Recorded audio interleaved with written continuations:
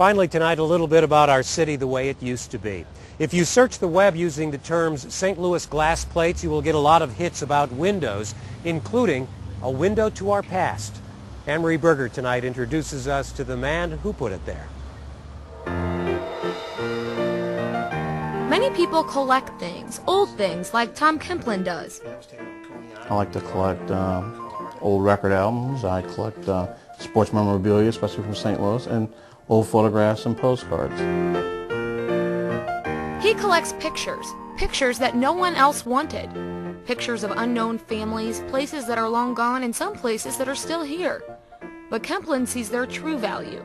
They are moments in St. Louis history that need to be preserved.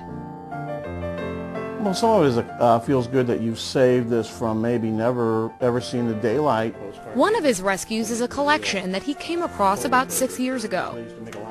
I go to a lot of estate sales and garage sales and auctions, and I pass out a business card with my name saying I collect photographs and postcards. And apparently somebody had passed on my name to the Eikes, and they gave me a phone call. The Eikes were looking for someone who would be interested in preserving the photos taken by their relative, J.R. Eike, from 1914 to 1917. And Kempland was more than happy to oblige.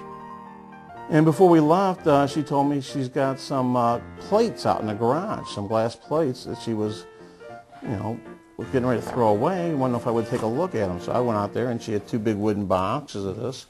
And I figured they were just pretty much plates of some of the pictures you got. And I said, well, if you're just going to throw those away, I'll go ahead and take them. Yeah, right there. Long before megapixel digital photography, glass photo plates were the state-of-the-art technology.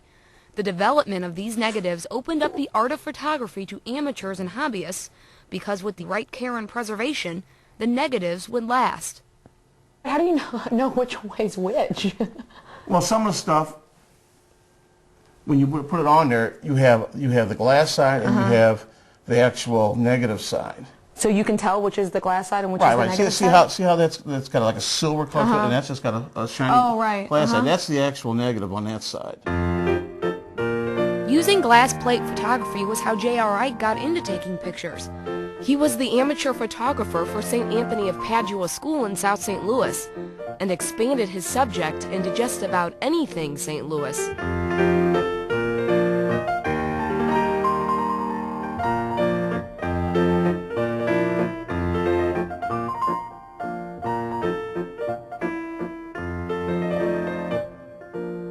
Slowly I started looking through them, and I seen what was on some of these, the historical content, pictures of the first day of the Beeville Mill, pictures of the first day that the Free Bridge, which is now the MacArthur Bridge, was open, pictures of all the major parks, Carondelet Park, Tower Grove Park, Forest Park, all kinds of stuff.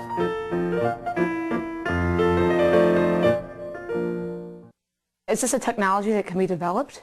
Oh yeah, a photographer that's set up in a dark room can use this as like a celluloid negative, like they used to before they had digital cameras, and then they can print put it on paper and then put it in the emulsion and make a print from it. Lucky for Kempland, he didn't have to go through all that trouble to develop these negatives. The photo plates can easily be scanned right into his computer, introducing old technology to new technology. And Kempland has done St. Louisans a great service. He hasn't just boxed up these pictures and negatives, he's made them available for anyone to enjoy using the internet. I'm willing to share them with the people of St. Louis, and there may be a time when I don't want to be the custodian anymore, and I will probably make sure that they get into the right hands.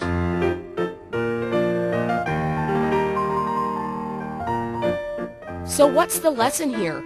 Before you throw out your great-grandma's collectibles, you may want to take a closer look. You may be sitting on undiscovered history.